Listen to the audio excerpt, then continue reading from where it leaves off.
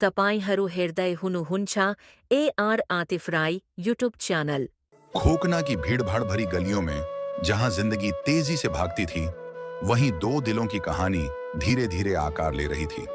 ललिता एक युवा लेखिका थी जो अपने शब्दों के माध्यम से दुनिया को जीती थी।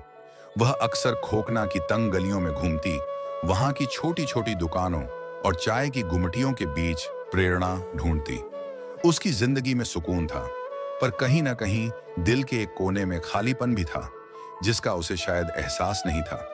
वहीं दूसरी ओर आतिफ एक इंजीनियर था जो बड़ी-बड़ी इमारतों और पुलों को डिजाइन करता था। उसका हर दिन व्यस्तताओं से भरा रहता था। मीटिंग्स, प्रोजेक्ट्स और काम के दबाव में वह भी अपनी जिंदगी के असली मायने कहीं खो चुका था।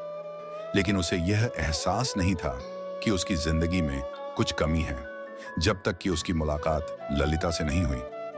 एक दिन जब ललिता अपनी किताब लिखने के लिए खोकना चौक के एक छोटे से कैफे में बैठी थी, तभी आतिफ वहां आ गया। उसकी नजरें ललिता की नोटबुक पर पड़ी, जिसमें बड़े ध्यान से उसने अपने शब्दों को सजाया था। आतिफ ने उसकी ओर देखा और कहा, आप जो लिख रही हैं वह बहुत दिलचस्प लग रहा है, क्या मैं पढ़ सकता हूं?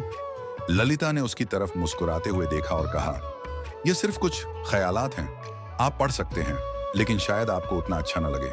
आतिफ ने ललिता की नोटबुक उठाई और कुछ पन्ने पढ़े। उसकी आंखों में चमक आ गई। ये तो बेहद खूबसूरत है, आपकी लेखनी में एक अलग ही जादू है। ललिता ने पहली बार किसी अजनबी से अपने काम की इतनी तारीफ सुनी थी। दोनों के बीच बातचीत का सिलसिला शुरू हुआ और वे एक दूसरे की दुनिया में खो गए। आतिफ ने ललिता को अपने काम के बारे में बताया कि कैसे वह नई इमारतें बनाता है और शहर के नक्शे में नई कहानियां जोड़ता है। वहीं ललिता ने अपने शब्दों के जादू से उसे एक अलग ही दुनिया दिखाई, जहां भावनाओं और विचारों का बसेरा था। समय के साथ दोनों की मुलाकातें बढ़ने लगीं। वे अक्सर शहर के पुराने इलाकों में घूमते, नई नई जगहों की खोज करते और एक दूसरे के साथ अपने सपने और ख्वाब बांटते। आतिफ ने ललिता के साथ वो सुकून पाया जिसे वह इतने सालों से तलाश रहा था, और ललिता ने आतिफ में वह साथी पाया जिसके साथ वह अपने ख्यालों को खुलकर जी सकती थी। एक दिन जब वे ललितपुर की एक पुरानी हवेली के छत पर खड़े थे, आतिफ ने ललिता की ओर देखा और कहा, तुम्हारे साथ हर पल एक नई कहानी जैसा लगता है, क्या तुम मेरी जिंदगी की सबसे खूबसूरत कहानी बनोगी? ललिता की आंखों में आंसू आ गए, लेकिन वे आंसू खुशी के थे।